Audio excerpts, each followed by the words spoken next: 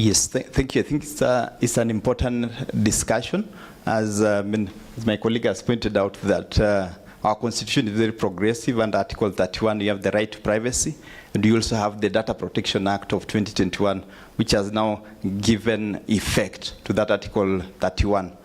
But I mean, there are also issues. There's the issue of national security, and there's a need, for example, to prevent terrorism. So in my analysis, that there needs to be a balance of that, and the court has done this. You need to balance that. There's the issue of national security. There's also the issue of protecting the privacy. So the court has to do that balance, and it's what we call the proportionality test that was used in the Jacqueline Ota case. Jacqueline Ota case is the case that declared criminal defamation. I think it's section 194 of the Penal Code that had criminalized defamation. So that section was declared unconstitutional. If you look at that case, the court went into deep lenses, now balancing those rights. So for just as a conclusion, I'll say that there are three things that must be adhered. First of all, the legal provisions that have been set needs to be adhered to. As she has said, the National Intelligence Service Act, the National Intelligence Service Act and the Prevention of Terrorism Act, for there to be an interception of communication, there must be a court order. So that is the first thing that must happen. There must be adherence of the legal provisions, and then secondly, it must be proportionate. If there's something that they need to do, there must be a proportionality and a necessity. So proportionality and necessity are very crucial in ensuring there's a strike of that balance. Thank you. Thank you. We've now understood and we have a clear foundation of the legal standard, but we're looking at it from a national security perspective. I think it's essential for us to understand the extent that online activism has gone to, for us to be able to work under the auspice of national security, which will allow me to turn to Mr. Mukiri Kibunja. And I want to ask, do you think the rise of online activism, especially on platforms such as X and TikTok, is reshaping the ethical boundaries, the legal and ethical boundaries of freedom of expression? We're looking at escalations to the extent that we're now no longer just fighting for our rights and stating our rights, but we are generating images of individuals who are dead. We are sharing numbers of people's spouses and their children. So do you think have we gone too far? I'd start with a question to the audience. How many of us have an online presence? Let's just see, by a show of hands. How many of us post the true details, the failings, the going ups, everything? Just 1, 2. How many of us post when we are broke? None of us. I was asking that question to show you that social media, the advent of social media has come with 0 rules, 0 regulations. It's just you showing your life and hiding behind a screen. Yeah, that's why I was asking those pertinent questions. And it's 2 sides of the coin. If you look at the emotional side, when people are aggravated, you have a smoke screen where I can abuse anyone or the people I feel aggravated against. Yeah, and that's the emotional side is what now has led to guys going beyond the interaction on social media, because it should be, I'm sharing facts about this particular issue, let's fight for this issue. Don't fight the individual, fight the issue. I remember when it was finally time to, when the president spoke about the IEBC commissioners, and he finally passed that declaration that yes, they would be interviewing guys. People were told, apply for these positions because you want change. But then guys are like, they just want to abuse him for what he's done. You know, we've refused to, and this is where the thin line for activism and anger and self-expression comes. Most people want to rally behind someone who's abusing others because they feel like, I don't have the facts, so the thing I will do is abuse people. or the thing I will do is attack their person. Yeah? And in that sense, we've gone a bit too far. On the other side of the coin, I think as a leader or as a person who is in the public space, if people come that far, it's up to you to look at it and realize there's an issue here and address the issue. So to answer the question, the biggest hurdle we have is on social media, there's a big smoke screen where you can hide behind. And that is what has allowed people to go beyond the issues and to discussing facts, to the abuse and the fights, which is why even in activism, we try and steer the conversation back to the facts. Because every time you bring the facts and you're talking how or what wrong has been done, there's always someone under the comments abusing the person or abusing you and telling you you're being paid. But sometimes we just want to fight the issues because that's the voice we have to reach more people. Because we can't organize rallies, we don't have that financial capacity. And when we organize concerts, most of them are met by hostility. So social media is our voice, and that's the power we have. However, we really need to find a way to push for issues more as opposed to the emotional side. Yeah. Thank you so much. I think that calls for self-introspection. Look at your retweets, your reposts, what you've been writing on TikTok. Are you keeping the conversation steered towards the issues, or are you also using it as a smokescreen? Having understood what online activism has now become, allow me to turn to Mr. Eugene and ask, are these circumstances necessitating, the law enforcement to use digital surveillance tools as they are on their citizens? And if not, what circumstances then would necessitate our police to be using digital surveillance tools on us as citizens and activists? Okay, thank you so much for that particular concern.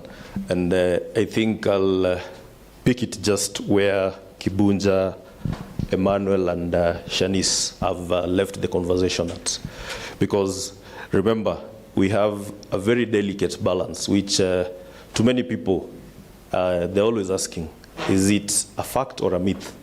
Because when all this happens, people turn to the Office of the Data Protection Commissioner because they feel as data subjects, the first layer of protection besides residing with them in ensuring that number one, their right to privacy under Article 31 is upheld. And then number two, by virtue of being citizens, in the process of them interacting with these different digital platforms, social media included, how do we try and ensure that there is some sort of sanity in this particular space? So number one, tying it up on what Kibunja has just stated, to me, I believe it is more of an ethical issue to begin with, because we understand that these particular different digital platforms have the different terms and conditions that guide their operations. But then to try and unmask this notion of the big smoke screen, I come in from a point of analyzing now. I'd pick it up from a point of legality. Yes, there is maybe cybercrime or an alleged crime has been committed in the course of this particular innocent or otherwise user engaging in, let's say, X, TikTok, or the different platforms. So on the angle of legality, then for purposes of this particular crime or the alleged infringement of the right to stand, then there has to be a charge. So on that will tick the legality box. But then straight to the concern on the use of digital surveillance tools, the question is it necessary? Because I understand some of these are just issues around, let's say, posting AI-generated photos of people in coffins or all that. So we revolve back to our concern. Yes, the crime is there, but then is there the need to go the extra layer to use the digital surveillance tools? Because we understand that, yes, there is a general exemption for the national security organs to rely on matters national security for purposes of ensuring that sanity and yours and my security is safeguarded. But then this begs the question, what then constitutes national security? Because it is very important. The moment there is no delineation of what constitutes national security, then we are bound to experience scenarios where the blanket term national security being abused. And just to bring you to speed, this idea of what constitutes national security has been a matter of profuse litigation, and we've had a number of constitutional petitions filed and determines around this particular issue. So just to try and guide maybe instances where that will be warranted, then it will dig deep into this particular conversation on what constitutes national security. And I would like to bring our attention to this particular constitutional petition number E495 of 2021 by Justice Mrima. I believe we had the former head of DCI, Kinoti, as one of the petitioners in that particular case. And Justice Mrima was able to zero down on some of the principles that underpin national security.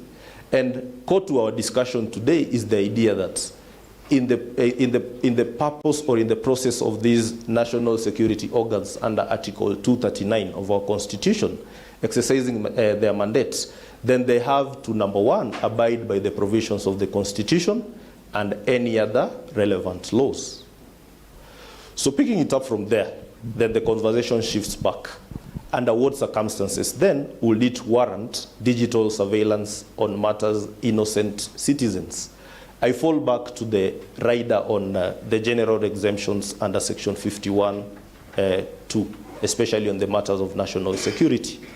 If you look at Section 52(1) of the Data Protection Act, for instance, there is a rider insisting that as much as they are relying on that particular exemption, then they have to observe a number of data protection principles.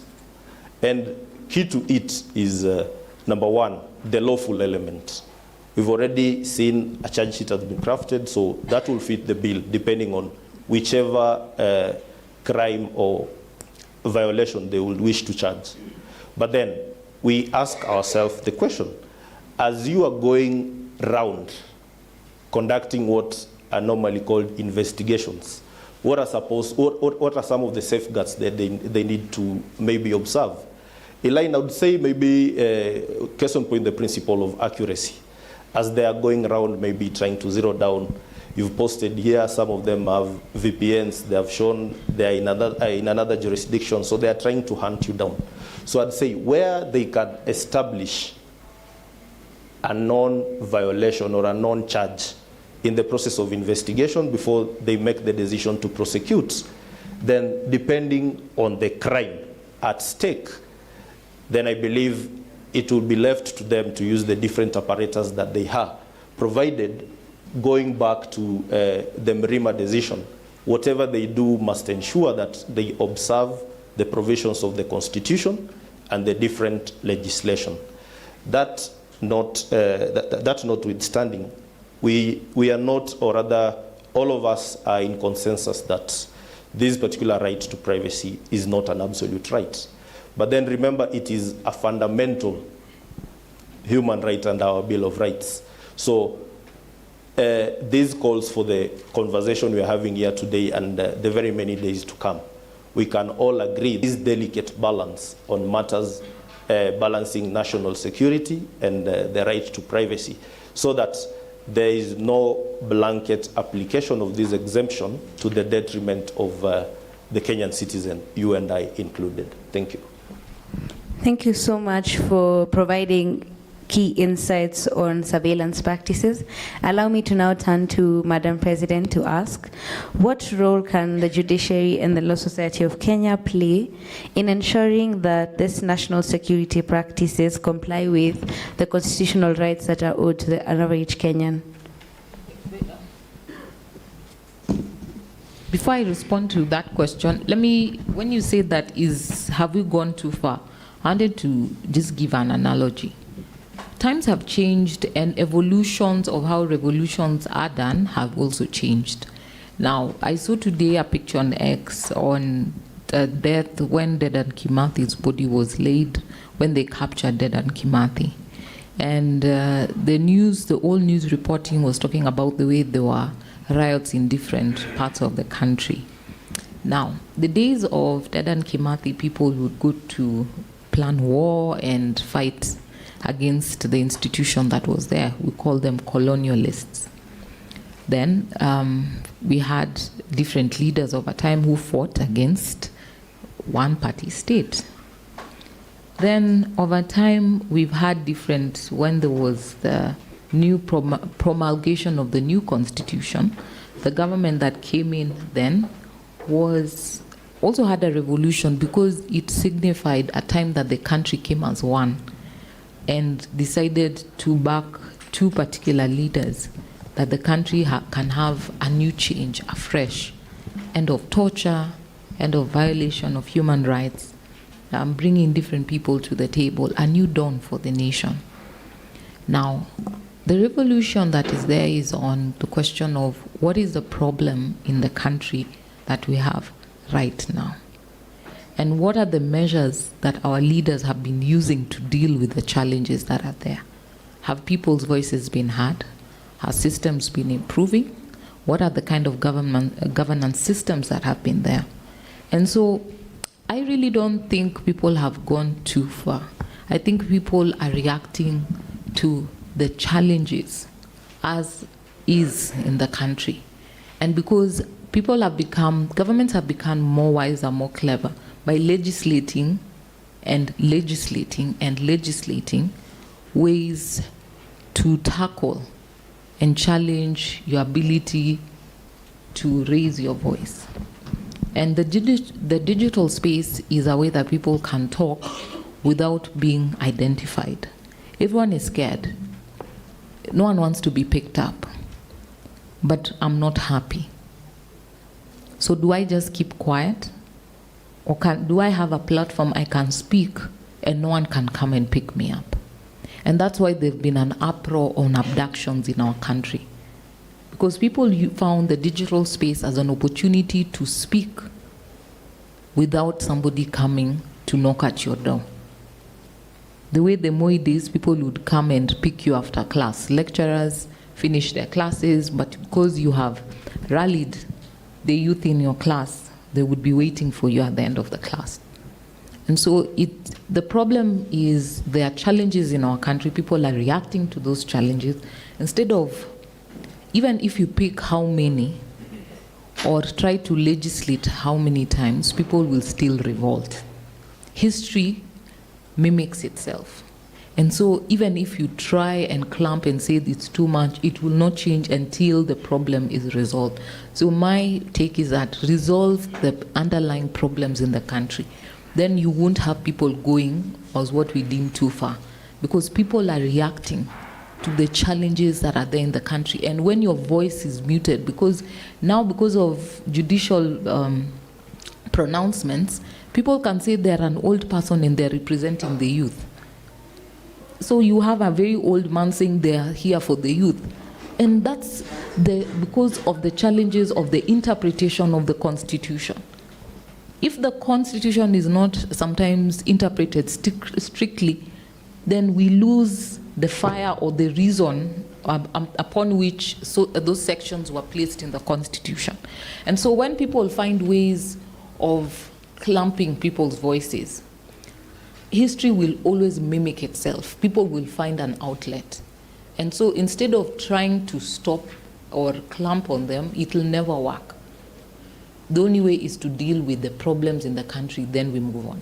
So with regards to the judiciary, there are various ways that the judiciary has, I would say, moved in the right direction with regards to oversight, in terms of being a check on the executive and security agencies, ensuring that surveillance activities are conducted lawfully.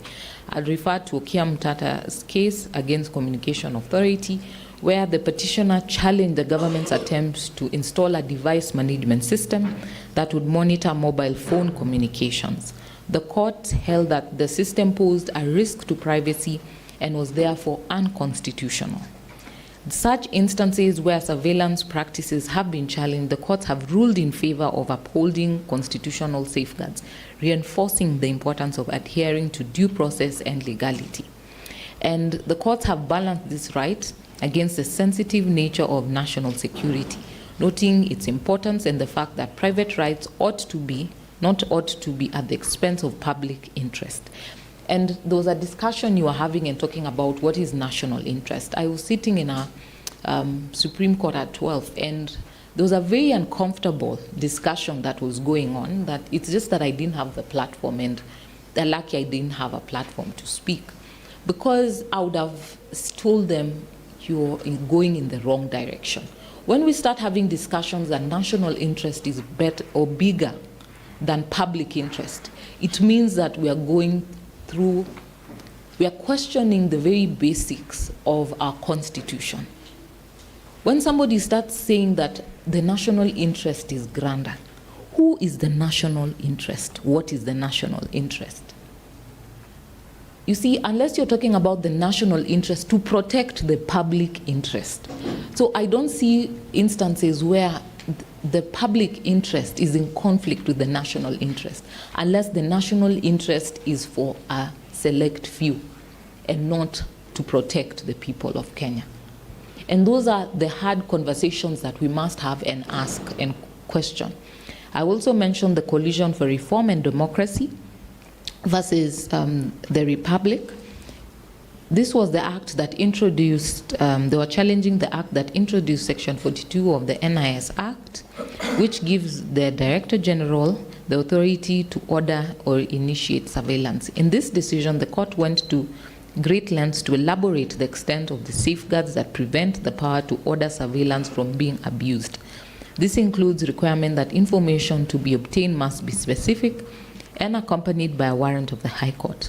The court emphasized that the individual right to privacy is not absolute, and it can be limited to safeguard national security and public interest, not versus public interest.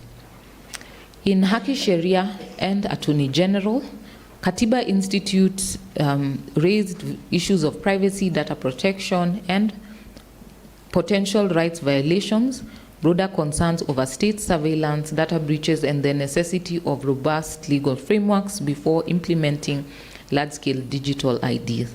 The court noted in the obiter that on the ruling of 12 August 2024 that the need for data protection impact assessment by the ODPC cannot be gainsaid when rolling out government programs, projects, and policies. This interpretation extends without exception to security and surveillance related projects. The ODPC should and must be involved in ensuring that nothing the government does is at the detriment of the right to privacy. So the judiciary has been continuous in this journey, and I know that also the efforts to register people's IMEI numbers when you buy a phone was also challenged in court. Kenya Human Rights Commission also went to court with regards their challenge to certain mobile service providers when there was concern that the surveillance was being done by tapping through your digital footprint whenever you use your phone in one way or another. So the judiciary has continued in this regard to show up for the constitutional rights, and that is something that we ought and they must be reminded that, you know, the footprint that you have right now in the digital space is like your physical footprint. Before then, it was, we needed the courts to give orders to protect our physical being. Now you need court orders to protect your digital well-being, because someone can track you, someone can trace you, someone can cause you harm because of your digital footprint. And you never know, someone else can even log and use your details and claim that it was you. Before, people used to frame and put, you know, if I want to catch somebody, I come and arrest you and we place bang and all sorts of funny things. That was the order of the day. But now people can also use your digital footprint to either engage in activity and lawful activities and let it be traced to you using your own digital footprint, engage in posting things that are not probably the correct thing, and then you find yourself in trouble. And so as LSK, we have also been involved in challenging a lot of directives that on data breach. I know the ODPC plays a very precarious role, because I remember the height of the Gen Z insurrection, the data protection commissioner came out to just raise concern about sharing on phone numbers, which she rightfully did. However, she got a fair hand of the greetings by virtue of the same. The reality is, as informed youth, your role is to inform others and keep people safe by informing them how can they responsibly use the media, because as a law society, we'll come to defend your rights, but remember, rights have equal and opposite responsibility. You can only exercise your rights to the extent that you also don't infringe on the rights of others. And so that onus is still there, because we cannot, as LSK, come and say it's okay to break the law. We cannot say that. We defend the rule of law. We defend constitutionalism. So as well, so the reality is, find yourself within the right side of the law. As the Law Society has done predominantly through the years, they will stand on the right side of the law and will stand to defend people's rights, and we will continue to challenge policies and directives that infringe on the constitutional rights. So my encouragement or my challenge to you as well is that, noting the information and knowledge that you have, use it powerfully on the spaces that you have to educate, to remove the misinformation, but also don't lose your voice. It's still an important voice to put out there, to share your views. No one should gag you from your right or freedom from expression, but do it within the confines of the law. Thank you. Before we turn to the audience to take questions, I think it would be essential for us to look at IPOA's role in all of this. And I'd turn that to Ms. Aurelia. And I'd like to ask, do you think IPOA is properly equipped to monitor how police conduct themselves in this digital era? Thank you for the question. So first of all, not even focusing on whether IPOA is well equipped, I'll ask whether as a country we are at the point where we are able to do data-driven policing before we even move to IPOA. Because IPOA is just an institution, but how it works and how it goes about the operations and all that it is mandated to do will be defined and shaped by the environment. So as Kenya, are we there yet? And what can we do as a country to get there? So just generally, as a country, there's still a lot that we have to do. There's still a lot that, especially looking at the regulations that focus on what IPOA should be doing. So as IPOA, what are some of the things that they can put in place just to ensure that, because we all agree that technology is fast moving and what the law does is just to catch up, yeah? So for us to be at the point where we are embracing technology but also abiding by the regulations that are in place, so what are some of the things that IPOA as an institution can adopt or put in place to ensure that they are in line with, of course, human rights respecting and data-driven policing? So one is, first of all, to have or to establish an independent digital forensic and a bench of technical experts, because for them to be able to advise the institution on what it takes to have a proper digital forensic. What are the technical experts that are there to partake in that exercise? As a country, are we there yet? Not yet.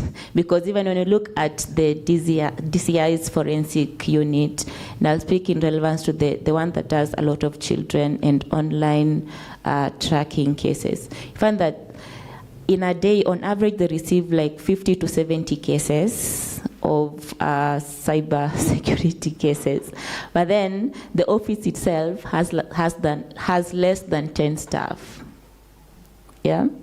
So just for a start, looking at all the cases that involve child online harassment, they're not able to do that.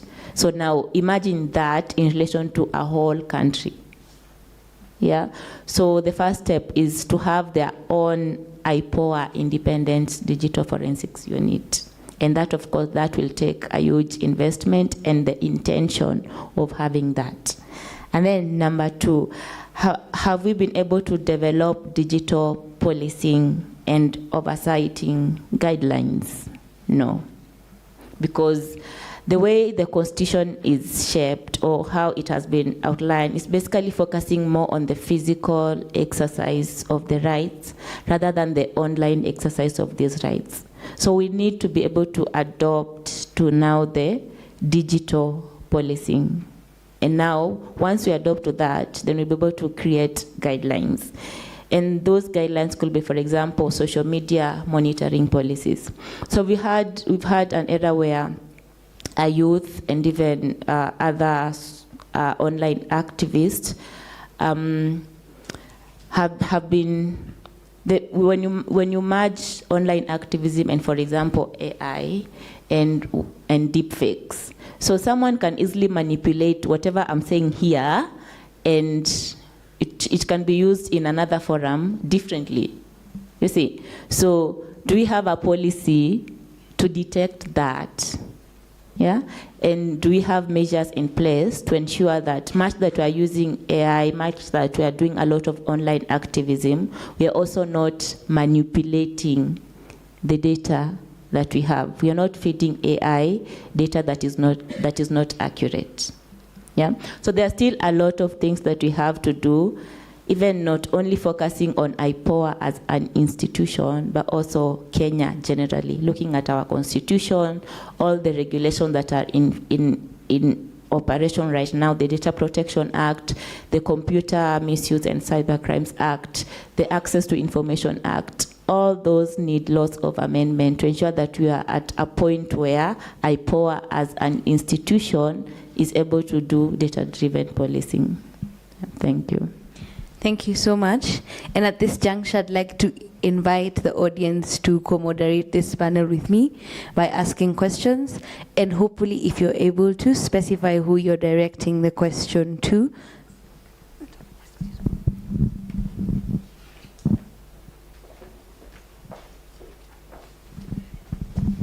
Yes, thank you. And I'll start with commending Madam President for leading us during the 2024 Gen Z protest. You really brought back the profession to where it's supposed to be. And having been given this opportunity, let me commend you for that. Now, yes. Now, my question is directed to you because you've talked about the rule of law, and one of the tenets of the rule of law is the independence of the judiciary, and us being a bridge, between the people and the judiciary. Do you think we still have the independence of the judiciary?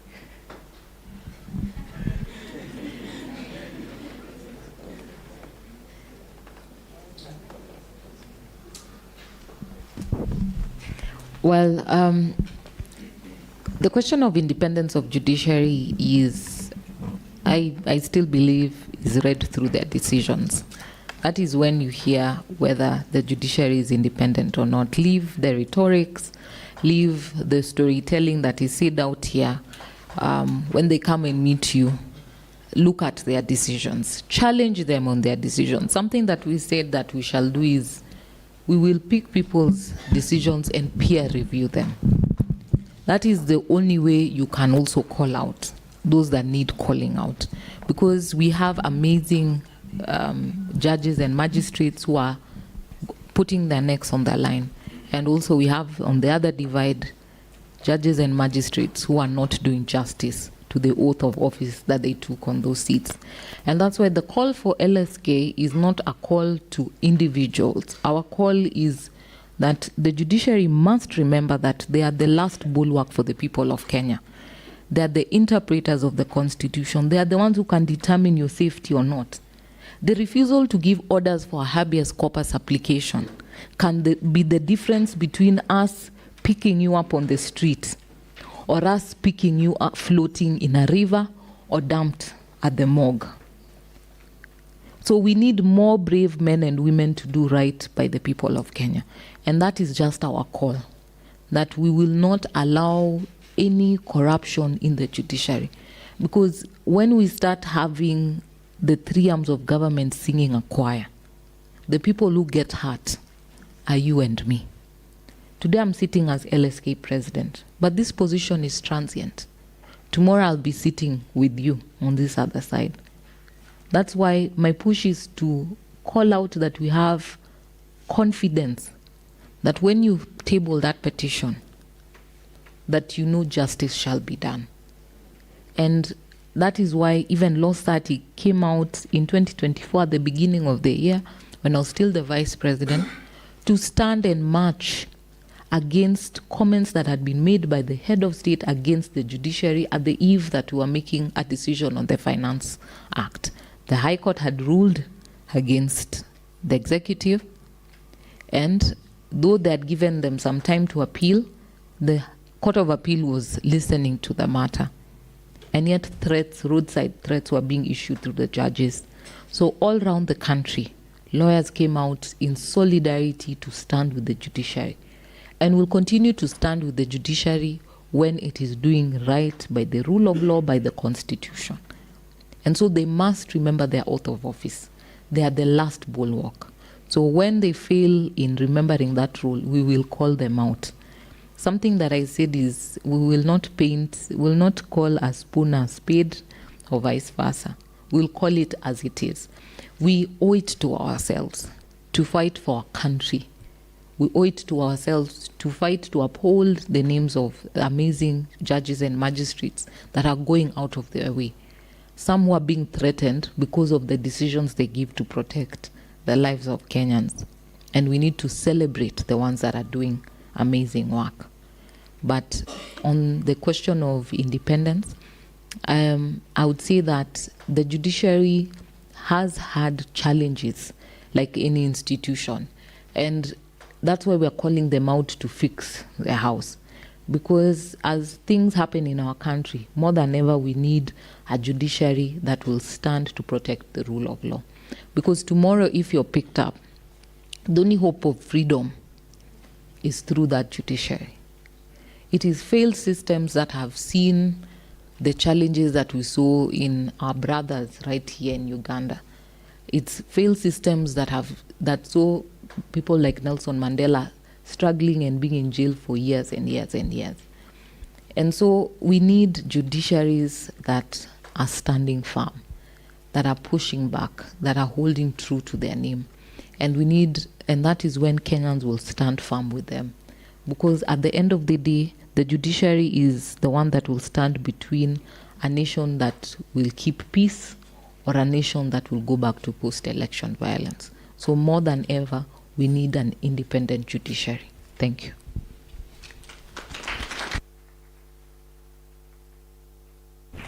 Thank you so much. My name is Sebastian Inziani.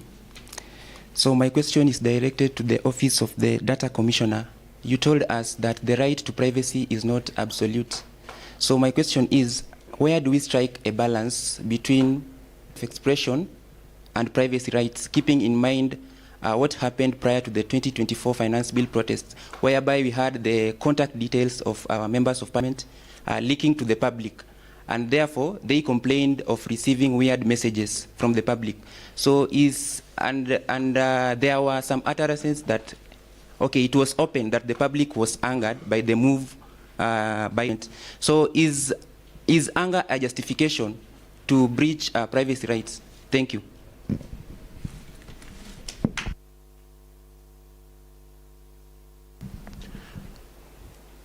So good morning.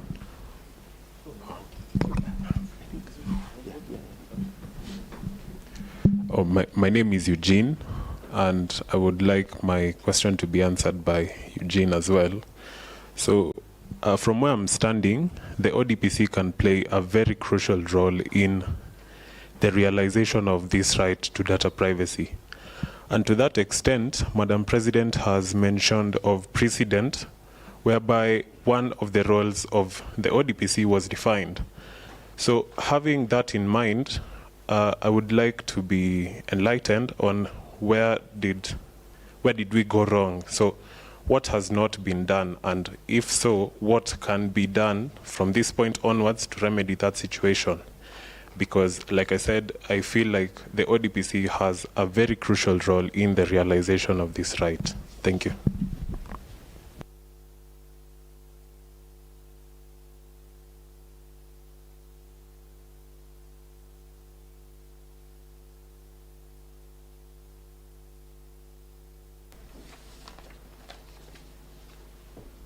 So, first of all, excuse me. Oh, okay. If I may proceed, then I'll first of all address Sebastian's concern on the culture that I believe is still ongoing. Yeah, Salamu. So I understand we are shifting from analog to digital. So we are doing away with the traditional African handshake, shifting it online, sharing numbers and all that. So all I'll say is this. Remember, besides not being an absolute right, the right to privacy does not act in isolation. And I'll borrow what Madam President said a few minutes ago. Remember, just by the mere fact that the Constitution guarantees you the right to privacy does not mean that you can infringe on other people's rights, not even the right to privacy alone.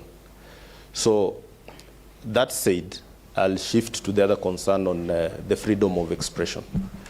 So the Constitution itself, without even going to the Computer Misuse and the Cybercrime Act, already gives guardrails for limitations to this particular freedom, at least. I know for the right to privacy is not expressly stated in the Constitution, but at least for the freedom of expression, it's directly provided for in both the Constitution and the Computer Misuse and Cybercrime Act. So this begs then the question, how do we try and draw boundaries, or how do we try and balance? Because it is a delicate balance, I must admit. So I'd go back to the key constitutional provisions.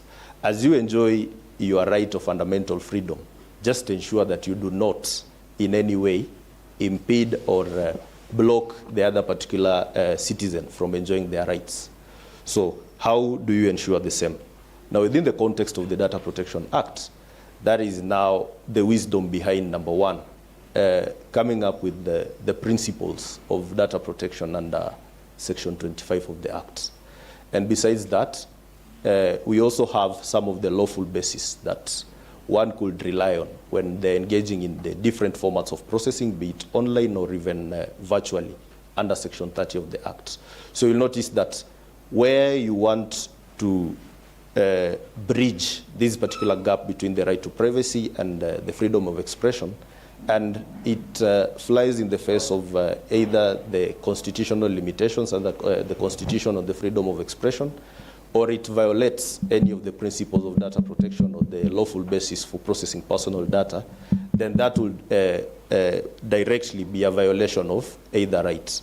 It doesn't matter whether it is you or I, the MP, or all that. Because I remember the conversation was revolving around public figures or not. But then to this I pose the question back to the audience. That does something being public, even public figures included, does it mean that by the mere fact that it is public, it is free for all? I believe that can be my tafakari ya babu to all of you here as we keep on with this conversation.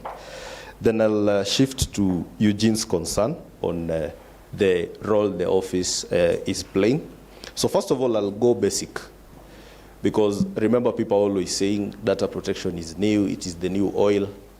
But then, remember, people always associate data protection with classicism because they look at it from a point of view of the marginalized communities, people who do not even have access to this particular internet, for them to be able to know the Data Protection Act exists before they even know about the office. So the first step that the office has embarked on and is currently in the process of doing it is creating awareness. Because we all know an informed citizen is as good as what you're telling them to do in terms of practice. So once the awareness creation is done, then the second step is I always throw the ball back at you and I as citizens. Because if you can always ask the question, why we are giving out our personal information? Because if you always ask ourselves the why question, don't just always be in the wake of just doing things in a rush. Because remember, even at that particular point, the Data Protection Act and the right to privacy are not even the conversation. If you ask yourself, if I'm giving out this particular information, what am I getting in return?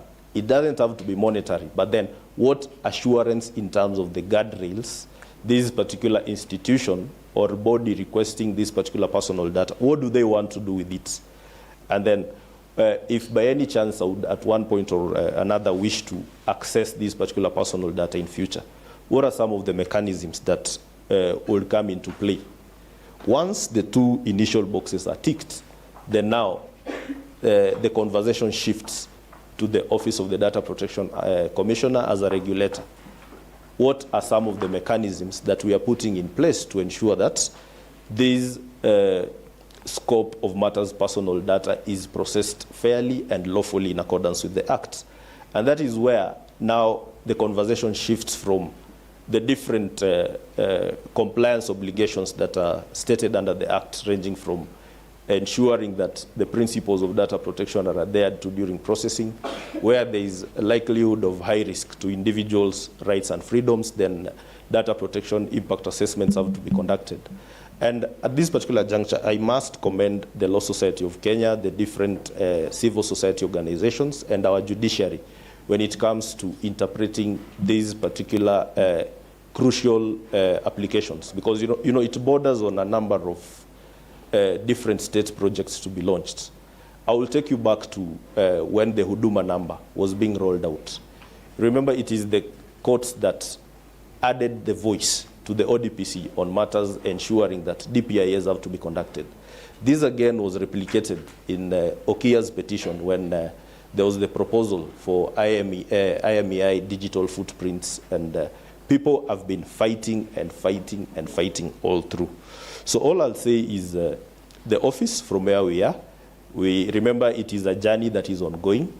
It is through such inputs that we are able to now incorporate that and add on top of what we are doing, so that we ensure that when it comes to regulating, then we are doing our part. But then remember, as I said, the bigger part starts and stops with you.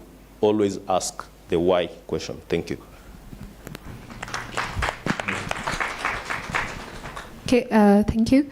I have a question on freedom of expression and its limits, and I think I'll direct this question to Mr. Kibunja. And it's structured in two ways. So the first aspect is this.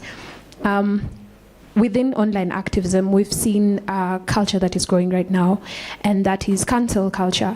And it's been effective in certain instances, but in certain instances, it's also been very harmful, especially with the question of mob mentality. So how would you say that activists should embrace cancel culture, or whether it should not be embraced at all? And then the second question is, imagining that most of the work that you do places you at instances of risks. I think a question that we all have is, what is it that pushes you to do what you do? And especially, what does it mean for you and your family and the people who are close to you? Thank you.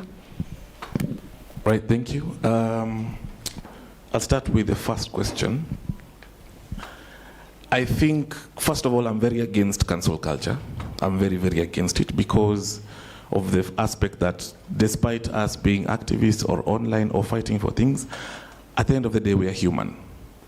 And human is to err. So sometimes people will support a certain cause or someone without full information. And sometimes you will think the information you have is full information. But then again, as you do more research, you come and discover, oh, this happened, or this was on the wrong side. And that's why I keep insisting as an activist, focus on the issue and the facts.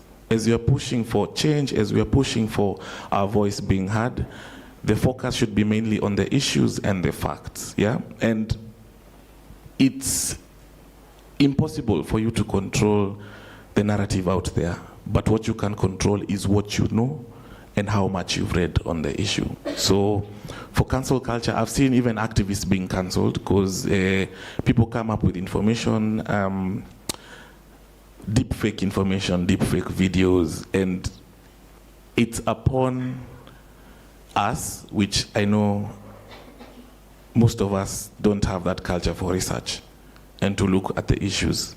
So it's up to us to make sure as a person you are responsible for the information you are consuming and whatever it is you are retweeting and reposting.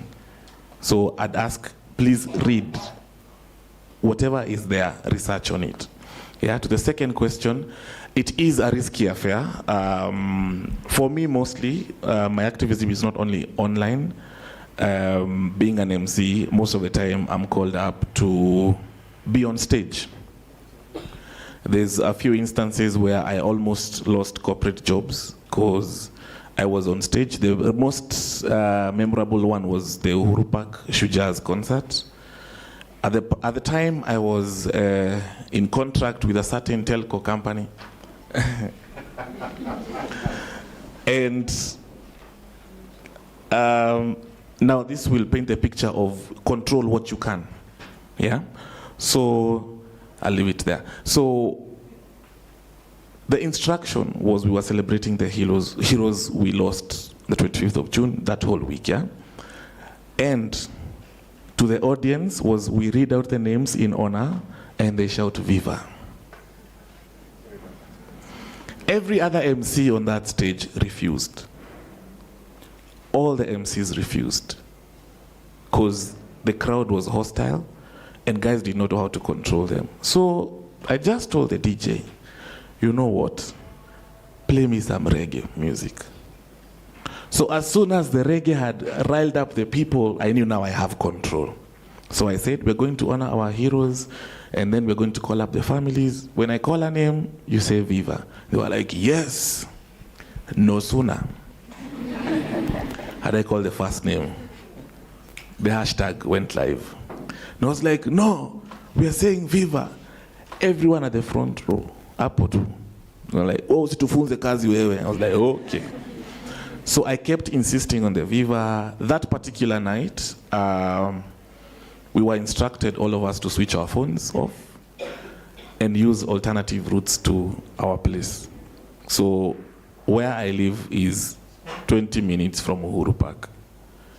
I used 3 hours to get home because that was the first time I was facing that reality of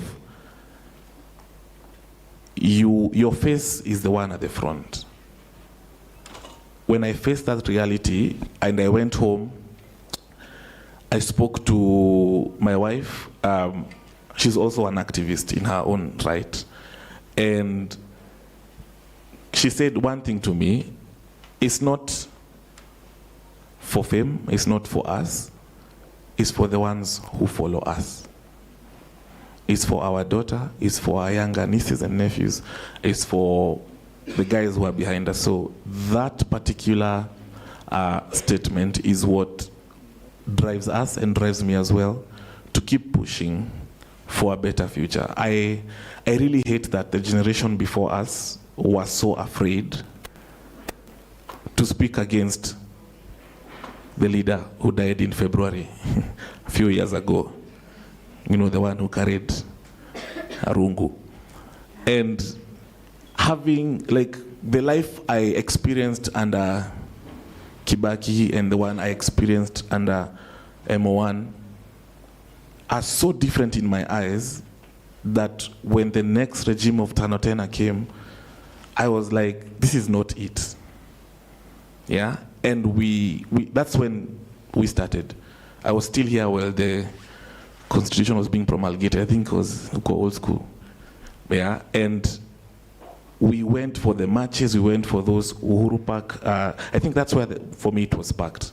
But having experienced those two regimes and the past two, something has to give. So despite the threats, despite the fear and the worry, for myself, something has to give. And if I have been granted the privilege to have a voice in this city and this nation, I will use that voice. Amani ipatikani, ila kwa nini? Ncha upanga. So we will fight. I'll not say viva. Okay, we'll take one final question before we take the closing statements from our panelists.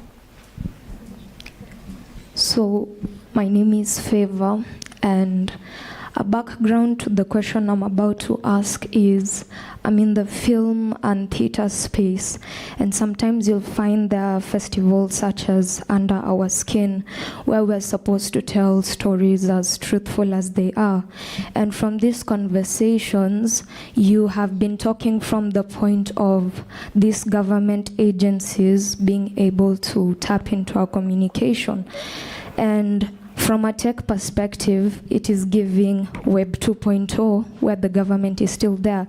So with the rise of Web 3.0, where it is doing away with government as a central agency and things such as blockchain technology, where governments don't really have control, does it pose a threat to the current legislations that we have in terms of national security?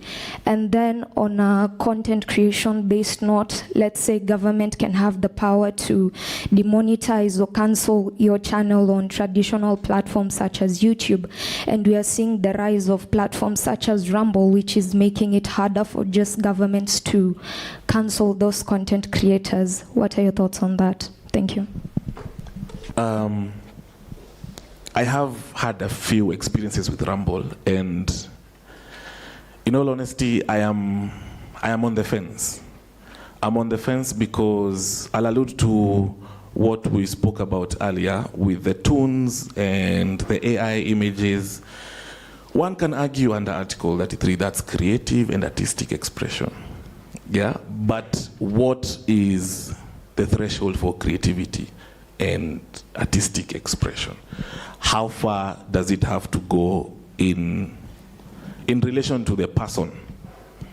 Yeah, and yes, it's a space that maybe government cannot access.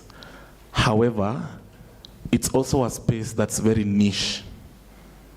Because has anyone here had access to Rumble apart from the lady? Anyone? You see? So you have. So we're like 3 of us in the room, yeah?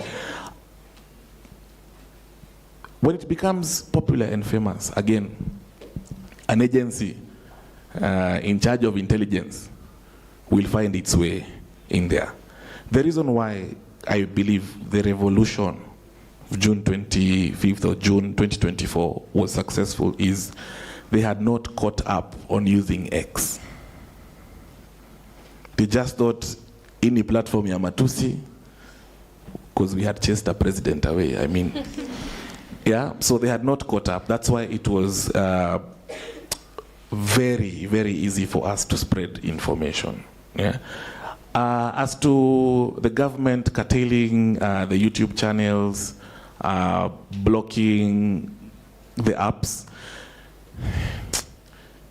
I'll say a very unconventional thing: start a new channel. Just start again. For me, that's start again, because you have to look at, there's a reason why, even in this day of technology, politicians still push for rallies. It's very effective for them. So for us, the information platform is very effective for us. Look for the one with the masses, push the agenda relating to issues not propaganda. So even if they block, bring it back. That's what I'd say. I don't know whether any panelist has anything to add. Yeah. Does anyone have anything to add or? Okay, we'll now turn into, we recognize that the conversations are interesting and the questions are many, but we are supposed to head into the moot category of the competition, where now the conversations we've had actually form a foundation for the submissions that you'll present before your judges. So allow me to let the panelists, starting from my immediate left, to give their final closing statements on the matter and any snippet they would like to share with you before I welcome Professor Thomas and the President and a representative from CAS to be able to thank our panelists for today.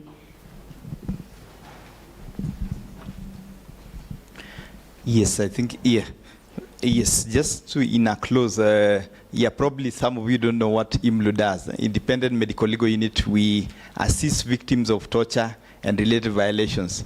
So if there is a protest, if Faith, tomorrow they call for a protest, and some of you are clobbered, we normally give medical assistance to those who have been who are victims of police brutality, and we also give counseling, and we also assist legally. We assist in litigation. I think Faith Odhiambo talked about the case of Bran Odhiambo, the fisherman who was abducted in Nakuru. So we are engaged in that. So that's what we do as IMLU.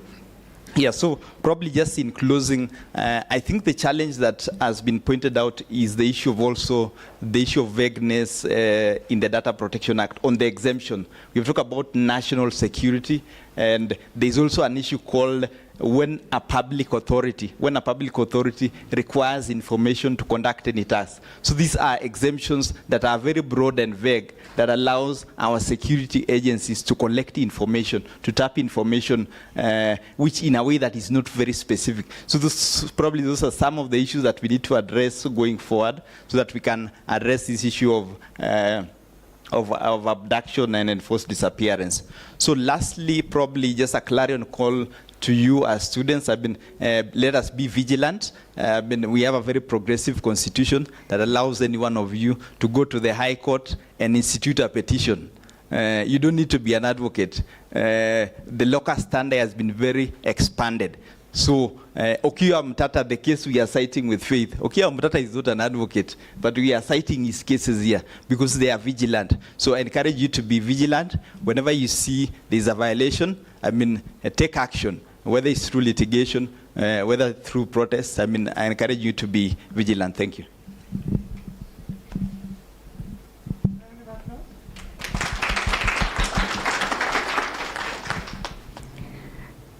My parting shot, I would like to touch on just a bit on the Act. As a data protection officer, we interact with this Act on a day-to-day. And it is actually a pleasure to say that in Kenya we have a very good instrument that other African countries are looking as a benchmark as they also draft their own acts. But we also have a few, we hit the 5-year landmark, and I don't think at this point we can say we have a young act, no. Now is the point where we need to assess and see where to change, adjust where appropriate. We've already addressed the provision of Section 51 on national security and clarifying what actually amounts to national security. I'd like to pose another challenge, maybe to continue the conversation. Who here has ever received text messages, e-citizen, KRA emails, messages you don't even know your data was being collected by, but you get them? Yeah? So the Act doesn't prescribe for data subject, which is you and me, to be notified when your data is being processed or used in this manner or collected by this certain government entity or body. That is something that we need to empower our citizens to also know, this is something I should be active in. You should know how your data is being used. You should know how it's being processed. Let me digress a bit into the recent bombshell that was given to us that the SHA is privately owned. Wouldn't you want to know who has access to your health data? How is this data being used? Is it used to control the products that are being introduced to the market to our citizens? These are very integral conversations that we need to have in the future. So that would be my parting shot.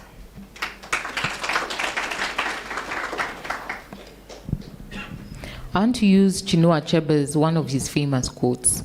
He says that if you don't like a story, write your own story. There is no story that is not true. Until lions have historians, the story of the hunt will always glorify the hunter. And so in this dispensation, in this day and age, be part of the story or write the story. How many of you have sat to pen down? I don't know about Rumble. In fact, I was like, I hope that question doesn't come to me. But you know a story and of an experience. Why aren't you writing about it?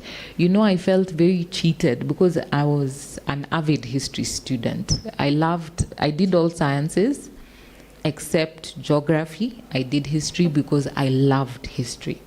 I have read history about the Russians to the US, everywhere. History is in my heart. That's why I did law.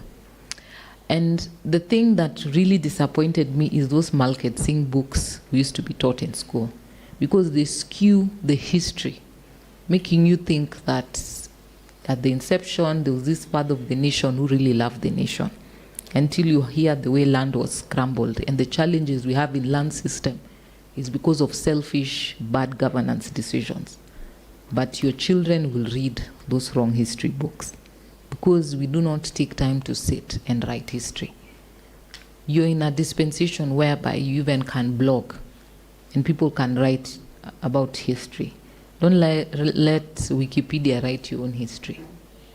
So we must also learn to be our own historians. Be part of the story. Sit and write what you've seen, what others have experienced, even if it's in short blogs. Write those stories. One day they'll make it into history books, and you have nice professors here. They can encourage you to do an editorial piece of talking about the change in time. And even as we talk about data protection and the changes that I always like to encourage, let us write. I'm being told some stories about my PhD, which I've not yet sat down because I'm still serving people of Kenya, but I'll get down to it. But those who have opportunities as well, write short stories.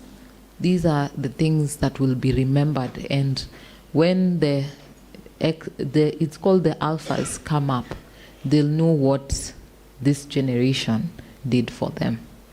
So also be your own historians. Write that story. Thank you.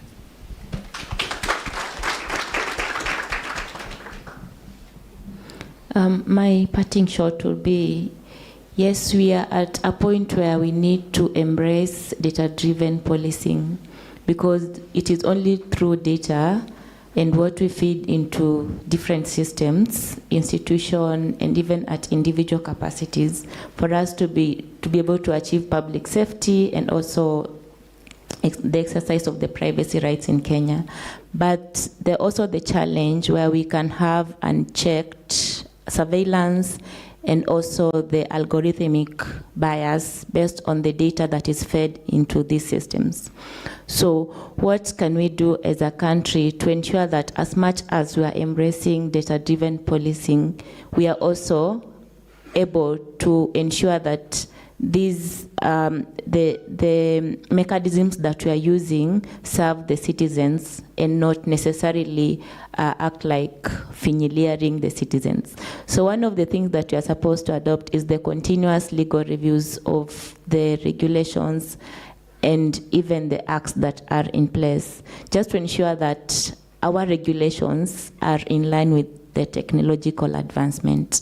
And then number two, are these government agencies working together with experts? And the experts, I mean the technical experts, human rights organizations, even other civil societies, and even government agency working with other government agencies. For example, if NIS are working closely with ODPC, I'm sure ODPC are able to advise on some of the actions that they will take when embracing this data-driven policing. So we are at that point, but then we have to be very intentional to ensure that whatever we are doing as agencies while embracing data-driven policing is actually serving the citizens and not necessarily acting like a hindrance to the citizens' exercising of their rights. Thank you.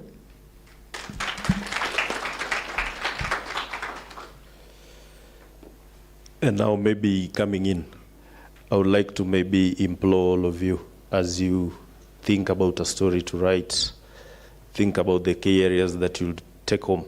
So I'll just pose a question from where you sit. Do you believe data-driven policing is a fact or a myth?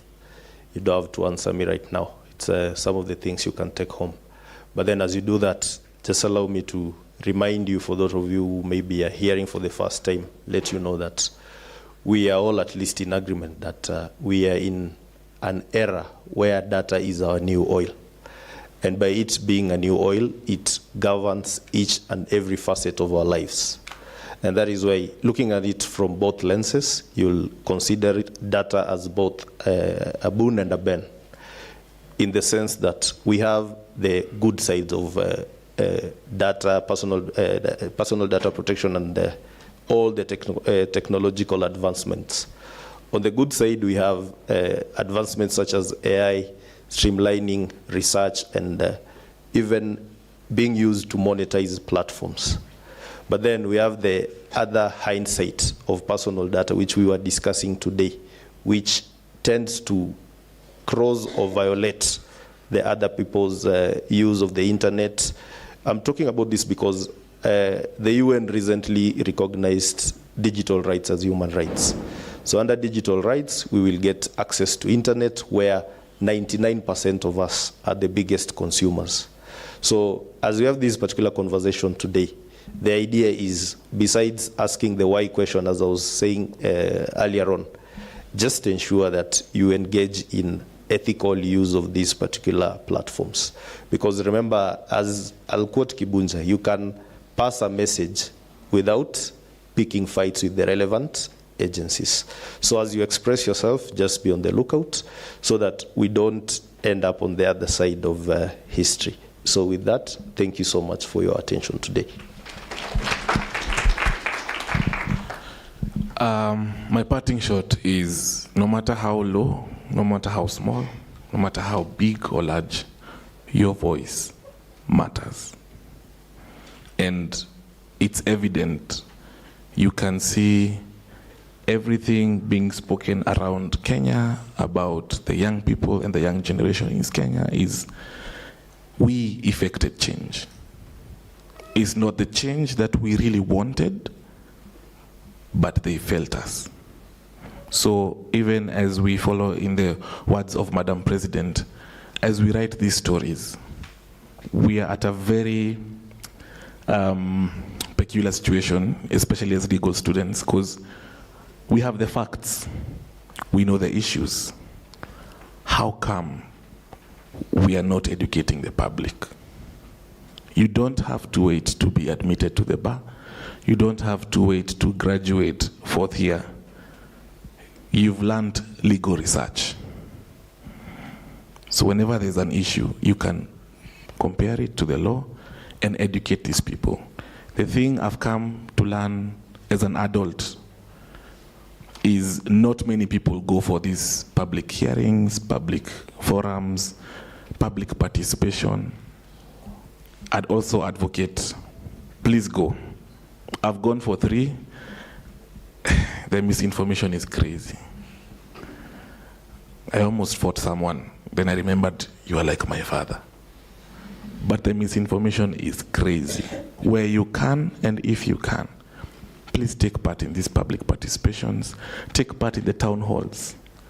Be part of the revolution and the change. You don't have to be with us in the streets inhaling the tear gas. It's very fun, by the way. However, you don't have to be there. But this smoke screen we've been talking about, use it for positive change. Tell the stories, differentiate the facts and the myths, and always give them the legal point of view so they understand. And that way, I feel like it will be a ripple effect. People will see that indeed there's a rule of law. It's just that the systems are against the implementation of the same. So with that, your voice matters. Please let you be heard. Thank you.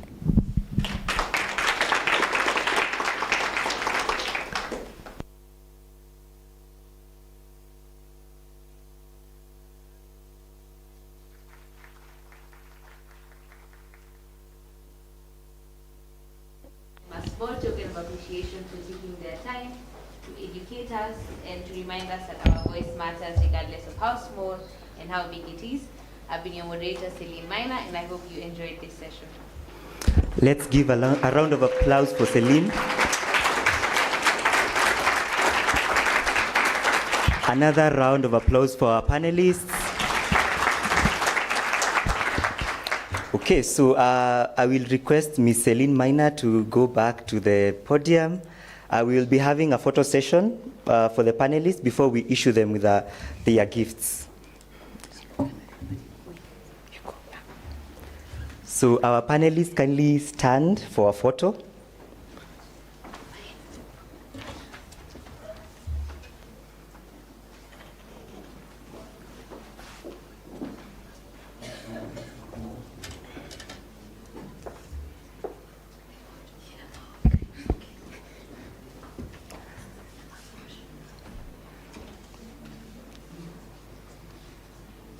I also want to call upon Ms. Marcella Olo to come to proceed to the podium for another photo.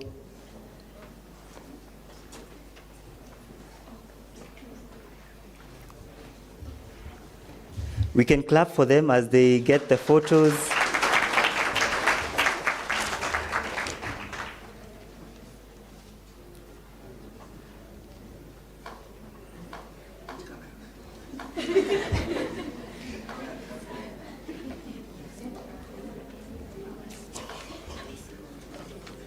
Okay, great. So I would like to invite Ms. Marcella Olo, who is the programs manager at Konrad Adenauer Stiftung. So she's going to award our panelists with their gift bags. Yeah.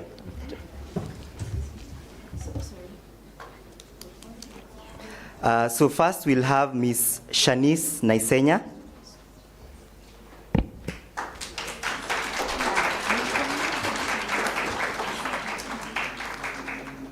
We'll have Mr. Kibunja Mukiri as the second person.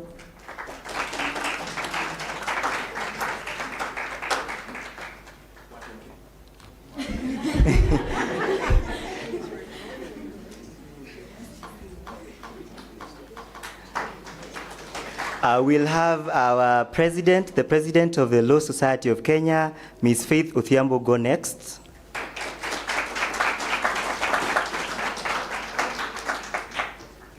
Mr. Eugene Odhiambo will follow.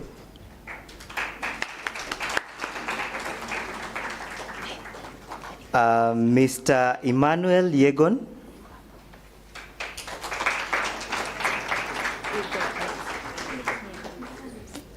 And last but not least, Ms. Aurelia Miheso from Amnesty International.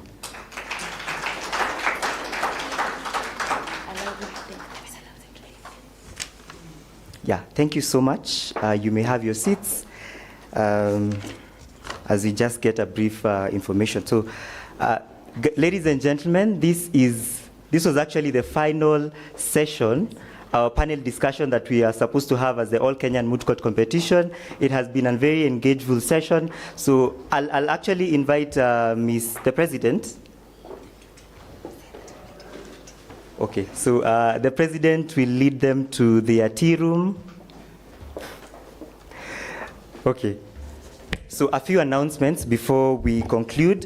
For the participants, we are going to have our tea here, the room that is opposite this particular room, so it's called LH2. LH2, yeah. The room that is opposite this particular room. So we'll start with the participants. Those who are mooting after this, you'll have first priority. Then the other students will follow afterwards. Then remember that we just concluded our conference session. We'll be having the moot category go after this. Then the research category will start on Wednesday, running to Thursday. Yeah. And researchers are encouraged to ensure that they send their PowerPoint presentation by 12 p.m. You have exactly 1 hour. And remember that we're going to have also the closing ceremony, which will be happening in this particular room on Friday from around 12 p.m. And food, lunch will be served as well. So thank you so much for being here, and I wish you all the best as you start your competition. May the best team win. Thank you so much.